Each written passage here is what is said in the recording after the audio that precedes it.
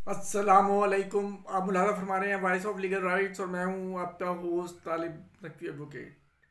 आप डॉक्टर हैं, इंजीनियर हैं, एम्प्लॉइज़ हैं, सीनियर सिटीज़न हैं, अपने हक़ के लिए लड़ रहे हैं।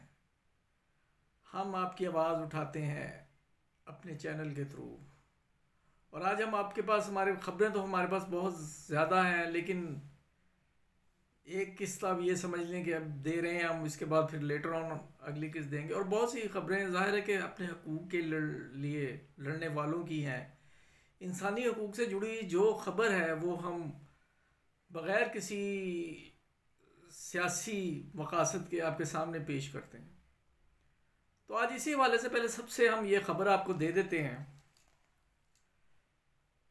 कि पेंशनर्स और जो एम्प्लॉइज़ हैं उनके मामले में इंसानी हकूक़ बहुत अहमियत रखते हैं तरक्की पजीर ममालिक में। और ये एक तजवीज़ पेश की गई है डिजिटल क्रिएटर की तरफ से। वो कहते हैं कि सरकारी मुलाजिम अपनी जवानी अपने महकमे की खिदमत में गुजारते हैं, मगर रिटायरमेंट के वक्त इन्हें इज़्ज़त व एहतराम के साथ रुखसत करने की बजाय दफातर में जलील व ख्वार किया जाता है। आपके सामने ये मैं बयान सिर्फ इसलिए कर रहा हूँ कि इनकी तजवीज़ जो है उसकी तरफ किसी की नज़र नहीं गई।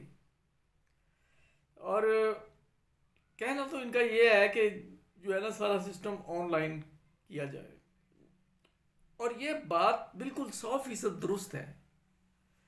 ये हमारी बदकिस्मती है कि हम हर मामले में आईटी को प्रेफर करते हैं। ये एक मनी लेस इकोनॉमी इस लिहाज से बनती जा रही है कि आप यूटिलिटी बिल्स भी ऑनलाइन देते हैं और सब कुछ होता है। और इसमें बहुत सी जो फंड्स इन्वॉल्व होते हैं, GP fund, benevolent fund, group insurance, और ये सब कुछ आखिर ऑनलाइन क्यों नहीं होता? ये बड़ा अच्छा सवाल उठाया है किसी उठाने वाले ने। और मैंने खुद ये इसका तजर्बा किया है और मुशाहिदा किया है अपनी आंखों से। मैंने सीनियर सिटीजन्स पेंशनर्स 60 साल की उम्र में एजी ऑफिस के 7वें 8वें फ्लोर पे उन्हें धक्के खाते देखा है। ये हकीकतन ये एक अहम इंसानी हकूक़ का मसला है। तो जो हुकूमत वक्त है उसके लिए ये इंतहाई मामूली सा काम है कि सब कुछ ऑनलाइन इस तरह किया जाए। ऑनलाइन तो किसी हद तक अब भी है, लेकिन इस तरह किया जाए कि सारिफ को जो है वो पेंशनर को या एम्प्लाई को उसकी सहूलत में जो है वो सहूलत उसके लिए ज़्यादा इजाफा हो सके। जैसे कि आपको हमने बताया भी था कि ये तजवीज़ ज़ेर गौर है कि अब डायरेक्ट जो है ना पेंशन या तनख्वाह बैंक में जाने की बजाय जिसका जो अकाउंट है जो उसने वहाँ दिया होगा उसमें चली जाएगी।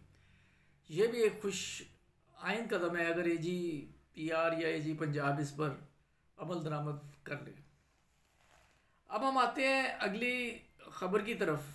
यह भी इंसानी हकूक़ से मुतल्लिक़ा है।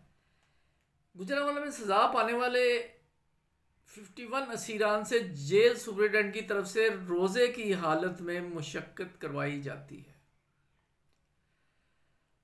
तमाम असीरान की फैमिली से जेल हकाम की तरफ से पैसों की डिमांड की जा रही है और ज़्यादातर फैमिलीज़ मिडिल क्लास तबके से ताल्लुक़ रखती हैं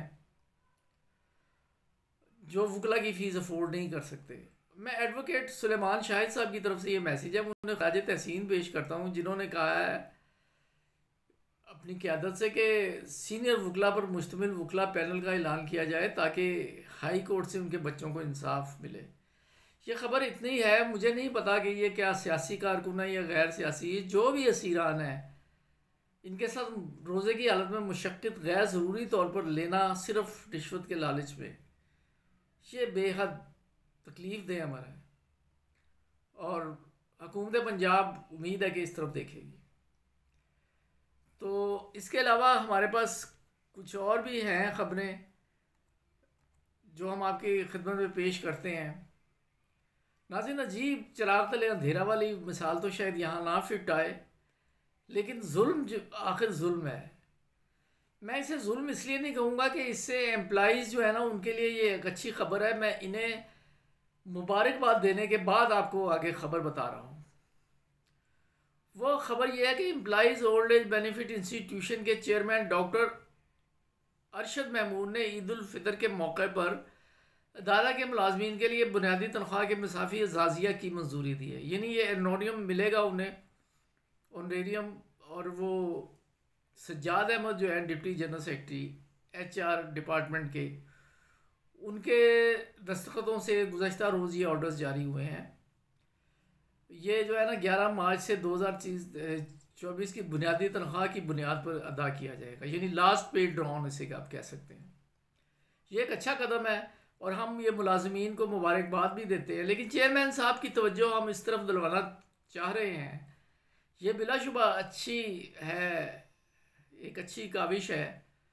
यह भी इंसानी हकूक़ से मिला जुड़ा मसला है। लेकिन इसके साथ साथ मैं आपको ये भी याद दिलाना चाह रहा हूँ कि रिवाइज पेंशन के हवाले से बहुत से केस अभी पेंडिंग हैं। काश आप ईद उल फितर से पहले इन्हें भी निपटा दें तो आपके खाते में एक और नेकी लिखी जाएगी। नाज़रीन, आज के लिए इतना ही। अगर सब्सक्राइब नहीं किया तो सब्सक्राइब करके बेल आइकन को क्लिक करके ऑल को ऑप्शन लें। Thanks for watching.